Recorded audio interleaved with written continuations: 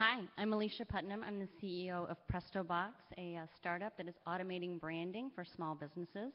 And I'm here tonight to tell you two things. One is what I've been told about launching a startup, and one of what I've actually learned about launching a startup. So one thing I've been told is you have to be a geek.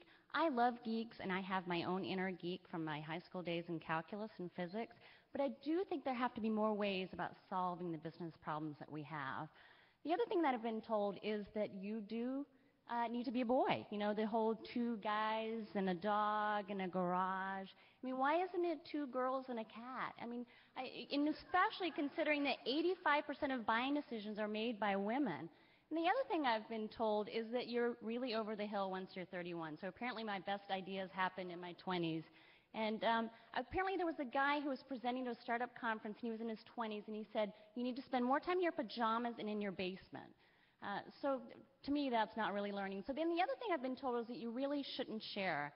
So when I tell people that I have 9 co-founders that we've launched our company with, I feel like I've broken every single rule in the startup rule book. The other thing that I've been told is that you need to pretend like it's war. There's this sort of warfare mentality that you should be in your combat boots and your helmet, your metal helmet, and in a trench and only eating top ramen. And I just really wonder, is it really life and death? So those are the things I've been told, and these are the things that I've actually learned.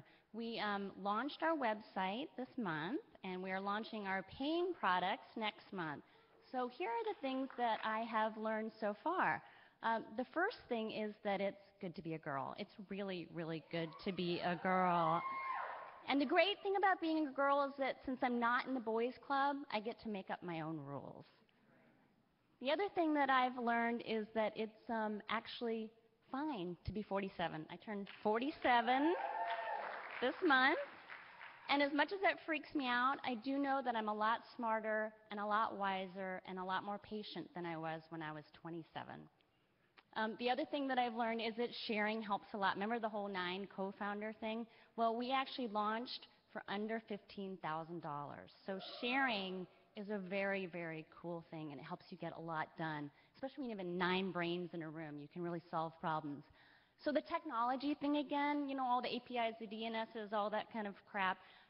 Technology is critical, but it's all about human judgment, and that's how we got our patent pending status. It was from human judgment, not from an API or a DNS or any of that. Call your friends. I call my friends all the time. We called 30 of our small business friends, and we had them check out what we were doing. And 100% of them said it was fun, 100% of them said it was easy, and 80% of them said it captured their brand expression. So then give them something for free. We've got our Brand Genie, which is our little freemium, and we had 916 unique visitors come to our site last month, and spending an average of 7 minutes on our site. So to me, that's the power of giving something for free.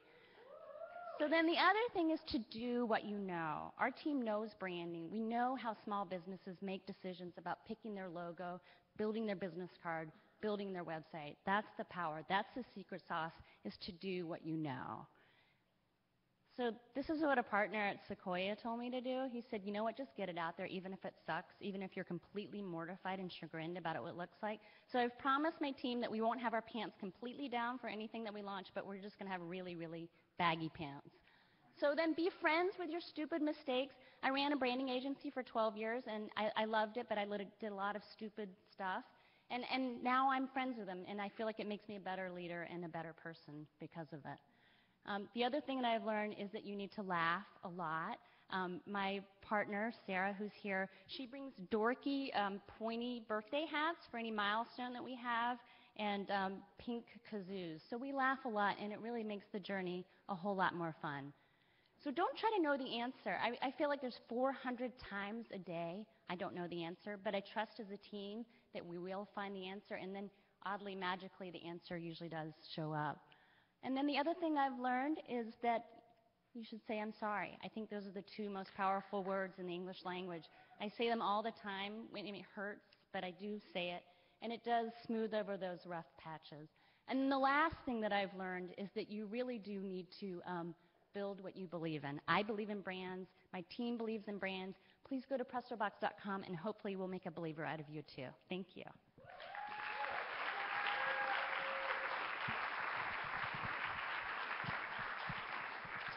Thanks, Alicia.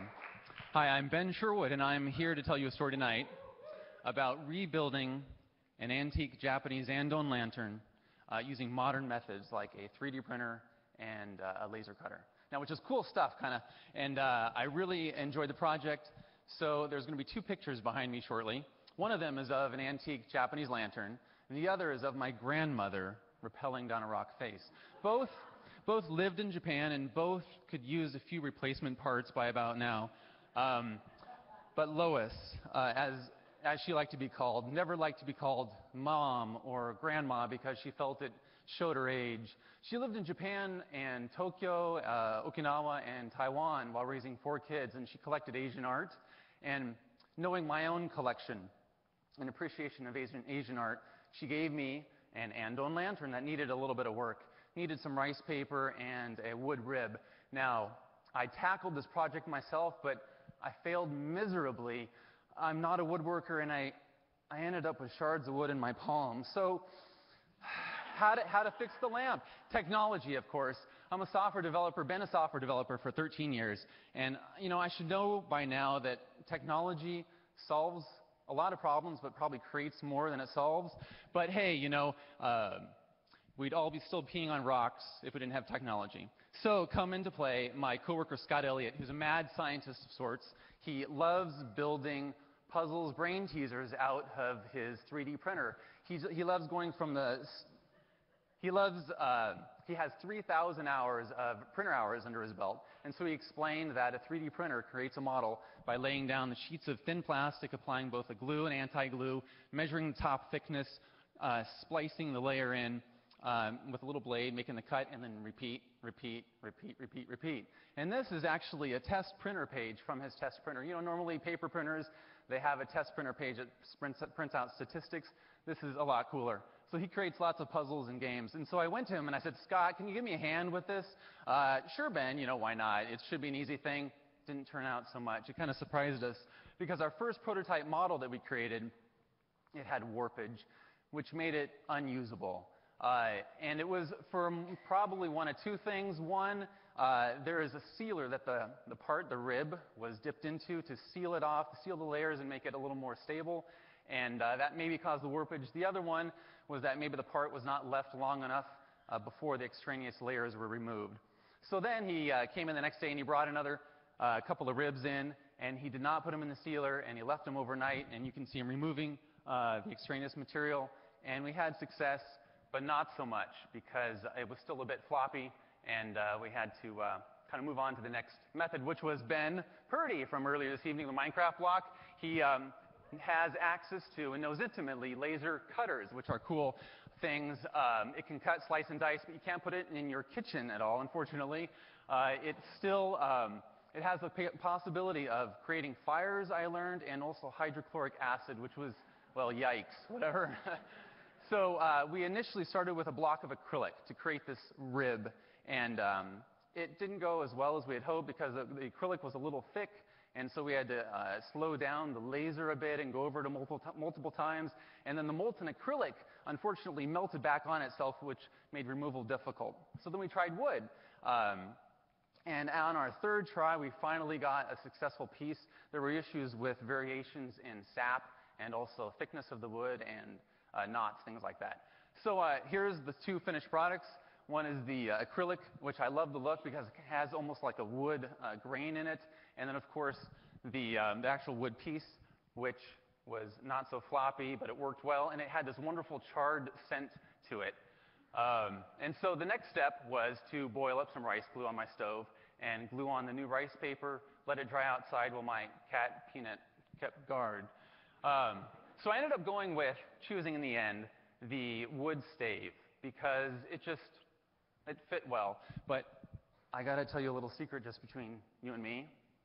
I wish that I would have been able to fusion together like futuristic technology kind of like and make this sort of the Terminator sort of lamp thing. But that didn't turn out as well as I had hoped.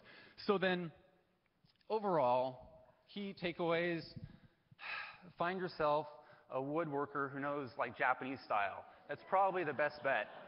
So anyway, thank you so much to Ben Purdy and Scott Elliott for For without their help, their prodigious help, I'd still be peeing on rocks. Thank you.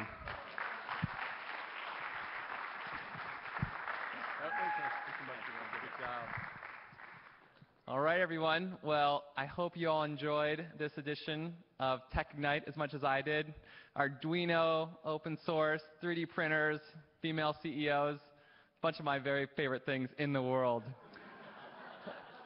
So we are going to celebrate the presenters one more time. I'm going to call out their names. Please give them a huge round of applause. Craig Calder, Malathi Parthasarathy, James Williams, Trux Dole, Dayna Cakebread, Casey Huss, Ben Purdy, Ward Cunningham, Brantley Shumaker, Mark Burright, Melody Wright, Al Carey, Nancy Worstig McClure, Alicia Putnam, and Benjamin Sherwood. Take a bow, everyone. Great.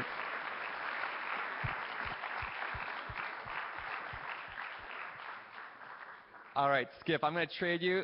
Mr. Newberry is going to take us out tonight. Thank you so much for coming. I'll let him leave you with a few final comments. Great. So first, thank you all for coming tonight, and thank you, Sam, for being a fantastic MC.